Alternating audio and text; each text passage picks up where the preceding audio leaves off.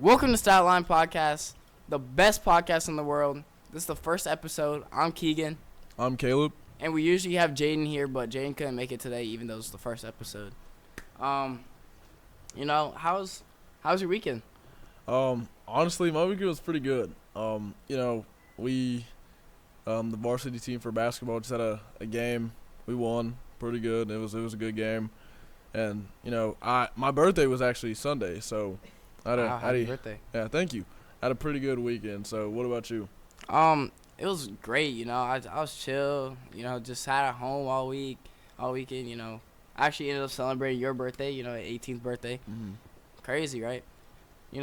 One thing I did, though, I was watching football all Sunday, Yes. all Saturday, but Sunday especially, woke up, I was chilling down turning that Falcons game. Let's talk about that. Yeah. You went to the Falcons game, right? I did. My family friends actually gave us tickets and stuff, so it was pretty fun. But let's actually get into the game. Talk about it.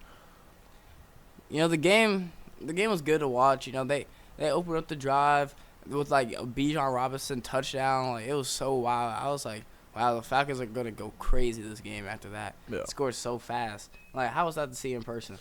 It was actually pretty cool because my dad is like a diehard Falcons fan. So when it happened, he was like, "Oh my gosh, let's go!" This and that. It was cool seeing like the stadium explode and this and that.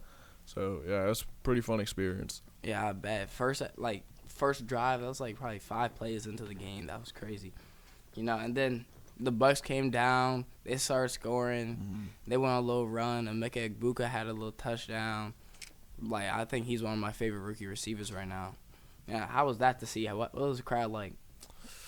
Man, it was still like the crowd was still booming and stuff like that. But when that happened, there was actually like multiple just Bucks fans that were like, well, I should probably say Buccaneers, but it was a lot of Tampa fans that were like, let's go, this and that, just like, I guess, chirping at us. So yeah. Yeah, and then like they just kept rallying back and forth until like the fourth quarter. Man. And the Bucks came down, they scored, and then their kicker missed that PAT. So it was like 23-20. Bucks are down. Bucks are up 3.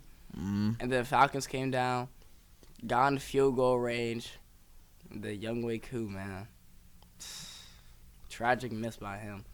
Sad to see, sad to watch. Yeah, I don't know. That was like a pretty bad sequence in my opinion, because you can't have the opposite, like the other team miss a field goal, and then like they're giving you an opportunity to possibly tie the game, and then in that one moment where you can just go into overtime, and to be honest, watching like his games and stuff, he's done that a lot recently. Well, I guess yeah, in like recent years, he'll like fumble under pressure. So I think it just comes with experience, Yeah, it's sad to watch because he was one of my favorite kickers. Like, I would love, like, I don't know, he was just like a people's guy. Yeah. Well, I did see yesterday that the Falcons are starting to try out new kickers, which is crazy. I don't know. I think he'll still make the job, honestly. Yeah.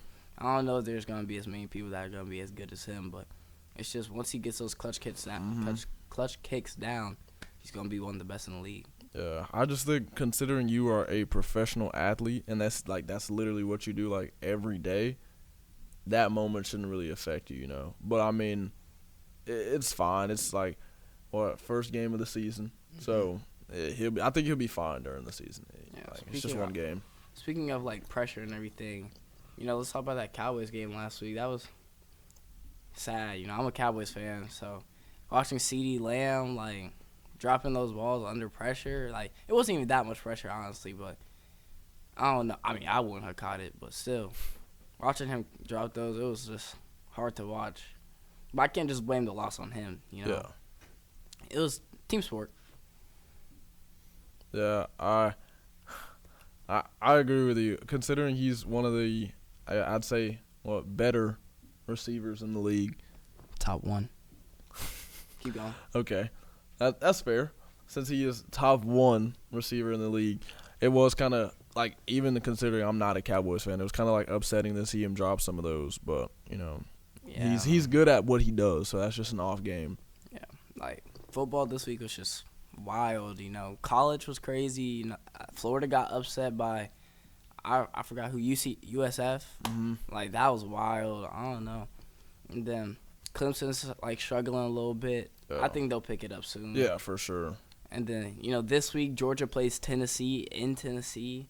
That's going to be a good game. That's gonna be I crazy. will I be can't at home wait watching to that. watch that. Oh my gosh, yeah. Man. Speaking of let's go basketball. How you feel about this basketball season coming out? NBA, yeah. Okay. So, I think, well, I'll start off with new rules. I'll say, like, the All-Star game, specifically.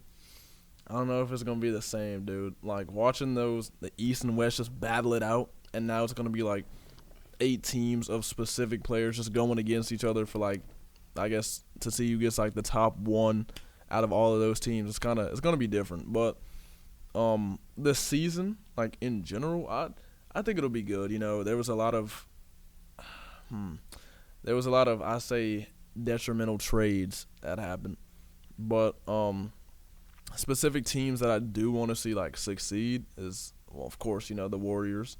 That's me and Keegan's favorite team. Lakers, I want them to be good, to be honest, because so LeBron is ending he's nearing the end of his career, and they just brought Luka in as a pretty good addition, I'd say. So, yeah, like, what do you think about, like, the whole situation with Luka? I mean, I think that trade last year was just so wild, but getting Luka, a decently young face to join LeBron and then carry on that legacy after is going to be great for them. And then, have you seen what Luka's been doing in the EuroLeague? Like, dude, bro scored like 25 points in the first quarter alone. Yeah. He's been carrying his team. I think they're in like the playoffs or something for EuroLeague. I don't really watch it, but I've just been seeing clips on Instagram. It's crazy. Like, he's going for something this year. Oh, for sure. I think other teams would be good as well if we also got an addition. I feel like Golden State, our team in general is like pretty good, like, but I don't know if we just had like one good big, because Quentin Post, he's not bad, but he's not like a consistent big, He's just like young, he's new. Once he like keeps getting these reps over and over again, like he's gonna be nice, like, yeah. Especially for a late second rounder, he's gonna be pretty good. And I think, yeah, once we get a trade in or a signing, maybe get a nice big or like draft somebody next year to set us up for the future, and then like we're gonna be nice. But who knows when Curry's gonna leave? Once Curry leaves, it's gonna be a whole different time for the Warriors. It's gonna probably be a rebuild. Complete rebuild. Yeah. Everybody that we get now is probably gonna be gone. It's quite sad, That's who I've been watching for years now. Yeah. Yeah, Curry, he is literally the biggest impact the Warriors have ever had. Mm-hmm. So once he leaves, like literally everybody will be coming and going, Yeah, Steve Kerr might even leave. Yeah. It's gonna be generational change. I wish Jason Tatum didn't get injured, bro, because I feel like the Celtics would genuinely be such a good team if he wasn't like hurt. Mm-hmm. Especially in that East, bro. Their record, playing a bunch of those East teams, like they were gonna be nice, and they really have a chance. Yeah, like they had a chance, and I mean he's probably gonna. There's a chance he's back for the playoffs next year. Yeah, but who knows how high they are? Who knows how far they make it before he is fully healthy? And then Dame going back to Portland. Dame's still injured. Yeah, Dame's not even gonna be able to play for a little bit while the season starts. Tyrese. They had that run with Tyrese, and it's just the Achilles injuries are, I don't know, like they're wild right now. Everybody's getting hurt. I don't know. Dame going back to Portland, I think that's probably his last ride, honestly. because he's tried to win a chip with all of these teams. Well, I won't say all of these teams, but he's tried to win a chip with Portland. He left and went to the Bucks. They were a good team, but it wasn't enough. Yeah, it's like Giannis is probably the best player in the league every year, if not the second. Mm-hmm.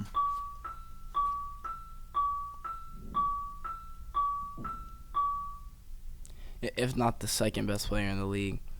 And then, Dame, generational. He's been Dame for years now. But who else? Who else do they have?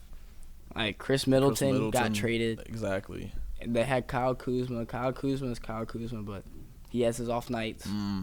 You got to rely on somebody else. You got to have that third option sometimes. Right. 2 is not enough. You see how the Thunder are doing it.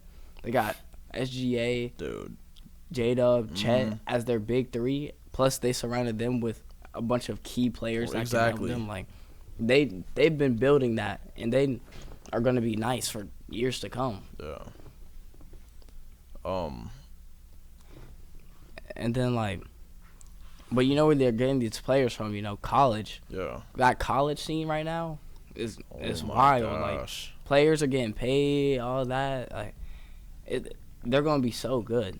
And the kids now, I thought I had a chance when I was little. I see these guys now, there's 7-foot 10-year-olds basically. Right. I know I'm not going to be there. So, who in the college scene right now would you put all your money on to be good in the league? Darren Peterson. Darren Peterson will be a 6-time All-Star, an MVP, and will have 3 rings by the time he ends his career. 3? 6 at the least. Darren Peterson will be, for sure, a great NBA player. Okay. I know many people probably say AJ DeBanza or someone, but that was mine. Or Cam Boozer, fundamental. I'm putting my money on Darren Peterson. That's valid. He's just so good. He dropped 61 on the AJ. Yeah. I don't know. He's just, He was my number 1 player in the class. I think me personally, I'd probably put my money on AJ. And that's not just to, I guess, bandwagon with, other people. Mm-hmm. But in general, from what I've seen, his game is amazing, especially, for his age. Also, he has nice size, and he's getting trained by, these ex-NBA players. I think I saw something on Instagram. He was training with Shaq or something like that. Mm-hmm. I'm like, mind you, he's only 6'9". Exactly. Shaq is he's 7 foot. So AJ, I feel like he can just do it. He's just an all-around player. But I feel like he might be one of those people that have I don't want to say behavior issues, but if his team isn't good enough, he'll probably just be one to just run to a different team. I can see that. Because also, if he's not the main player, he won't want to be there. I mean, yeah, I can see that. There's nothing wrong with AJ. I think he's probably my number 1 player is Darren Peterson. I think he's definitely a close second. His game is phenomenal. He trains with, like you said, Shaq. He can train with a guard. He can train with the wing. He literally trains with everybody. Right. And he has his whole bag is just full of everything. I think that's what makes a player elite, and it's gonna push him to a different level. And then, what you're saying with how he might leave a team and everything, I could see that, especially with how players are now, and then in the college, you're getting paid NIL. Especially if he doesn't hypothetically go to the league after 1 season, which I think he will. Yeah. He might get sent blank amounts of money from Duke. Hey, please come here. And then he'll just leave just because of that money. You never know. It's happening right now. Yeah. So I think just because of the way high school and college is now with transfer portals, I think it's more likely the people entering the league now will be unloyal to whatever team that drafts them or does that, because it's their nature. That's how they were taught. That's what they were taught. So, but also, NIL, like, currently they are making more money than some NBA rookies. That's crazy. And that's, like, I feel like a lot of them won't be able to, like, really fathom that because they're on a contract for, like, 4 years, but you're only making, like, $8 million. And AJ, what was he like? I think it was, like, 1 year, $7 million? Yeah, from something BYU like that. Or something like that. Like, that's outrageous. Exactly. Like, dude, you're literally making NBA money. You don't have to go to the league if you don't want Exactly. Like, you're 18 years old, making $7 million to come play for BYU. Right.